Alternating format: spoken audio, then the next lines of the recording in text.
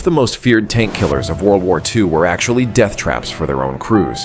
Behind their massive guns and steel armor, German tank destroyers hid a brutal truth few survived to tell.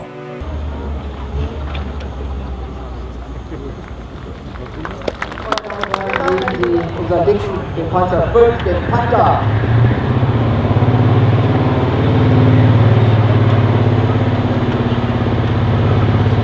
At the start of the war, everything looked clean, organized, almost perfect. Germany had split roles clearly. Panzer III would hunt tanks, Panzer IV would support infantry, and the StuG III would roll alongside soldiers like moving artillery. It was all about specialization. Each machine had one job, and on paper, it made complete sense. And early on, it actually worked. Fast advances, coordinated attacks, everything moving like a machine. But here's the thing, nobody noticed at the time. This system only worked under very specific conditions. Thin armor, predictable enemies, controlled battles. The moment any of that changed, the whole idea started to crack. Because specialization has a weakness. When one piece fails, everything around it starts collapsing. And that's exactly what began to happen, slowly at first, then all at once. It looked perfect on paper, until the enemy showed up. So what went wrong? Why did a system this well thought out fall apart so fast? The answer came from something the Germans weren't ready for. Enemy tanks and their guns simply couldn't stop.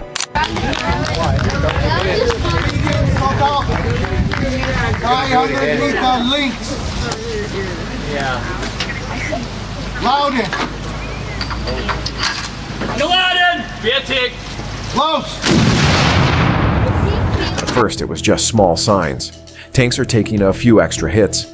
Nothing too alarming. But then, things got strange. German crews started noticing something they couldn't explain. They were firing, hitting, again and again, and nothing was happening.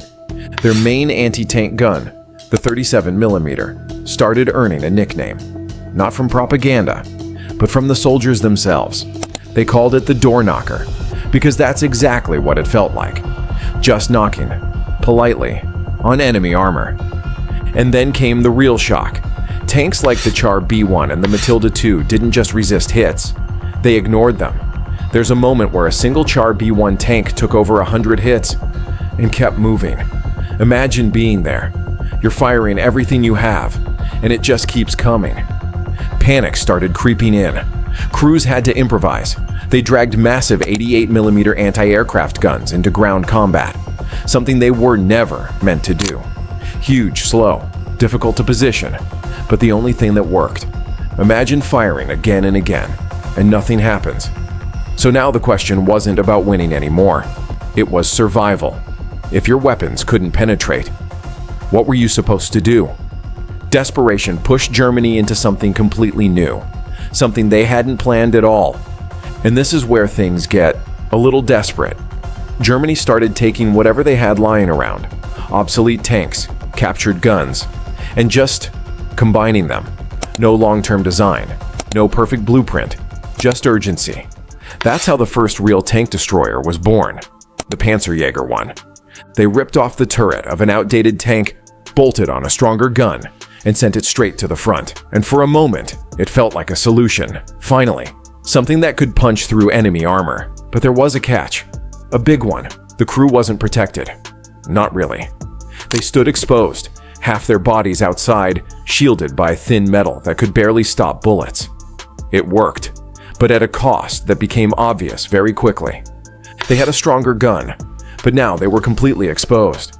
So was it worth it? Trading protection for firepower?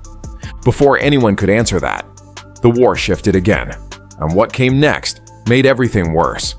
Then came the Eastern Front, and everything changed overnight. German forces rolled in, expecting another fast campaign. Instead, they ran into something completely different. The T-34, the KV-1, tanks they hadn't planned for. Tanks they barely even knew existed.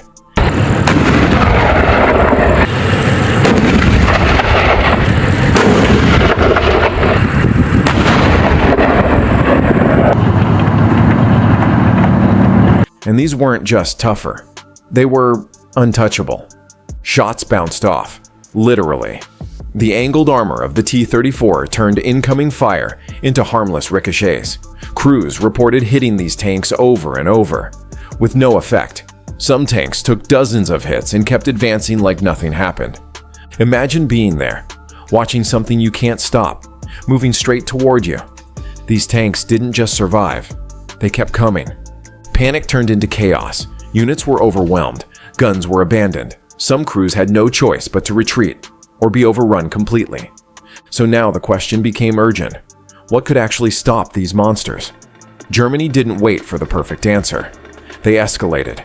Bigger guns, faster solutions, even if it meant putting crews in even more danger. And this is where things get really uncomfortable.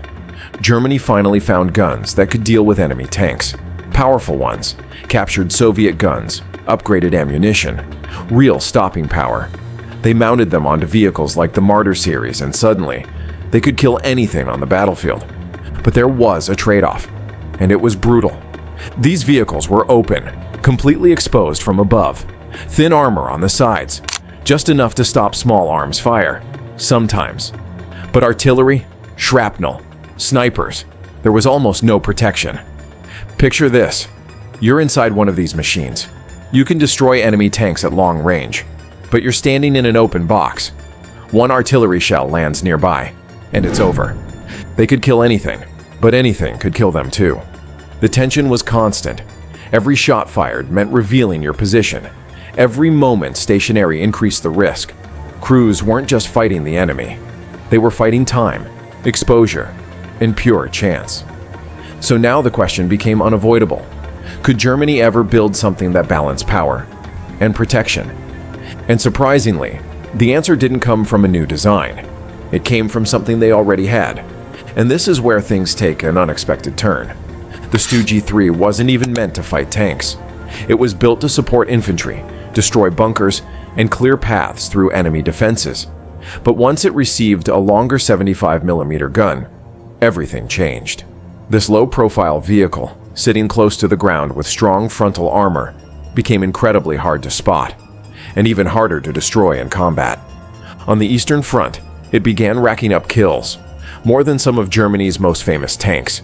Unlike rushed or improvised designs, it worked consistently. It was cheaper, easier to produce, and extremely effective, especially in defensive roles where positioning mattered most. What started as support suddenly became a deadly tank hunter. But Germany wasn't satisfied. They wanted more power, the legendary 88mm gun. Already capable of destroying anything on the battlefield, the Pak-43 version pushed it further with higher velocity and penetration. At long range, nothing was safe. If it saw you, you were finished. The problem? It was massive, heavy, and slow to deploy. Crews struggled to position it quickly. So the solution seemed obvious: mount it on a vehicle. That led to designs like the Nashorn and Ferdinand. One had firepower, but weak protection. The other had armor, but constant mechanical failures. So the question remained, could they balance it all?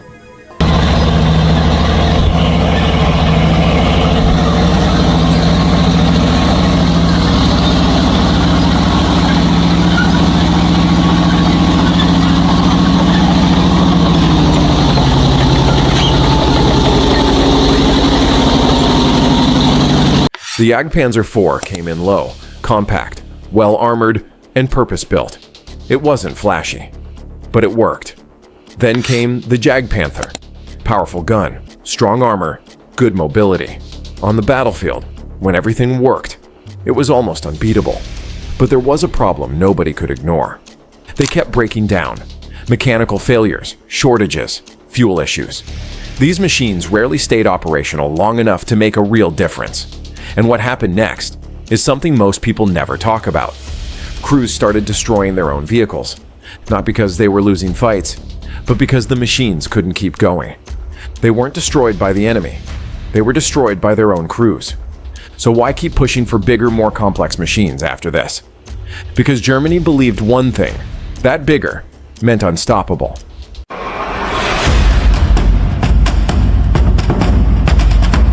And this was the peak of that thinking.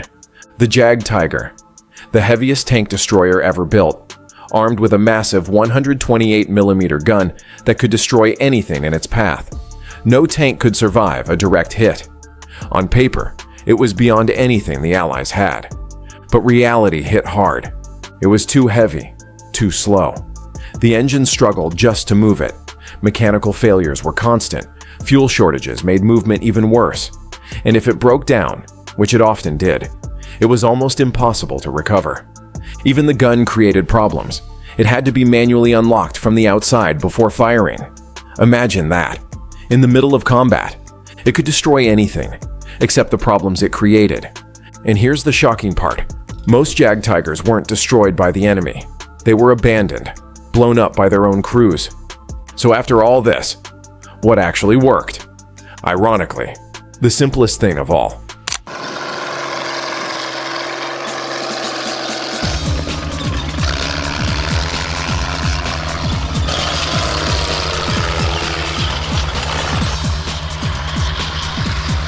And now we come full circle. After all the massive machines, complex designs, and desperate experiments, Germany went back to something simple. The Hetzer, small, cheap, low to the ground, easy to produce.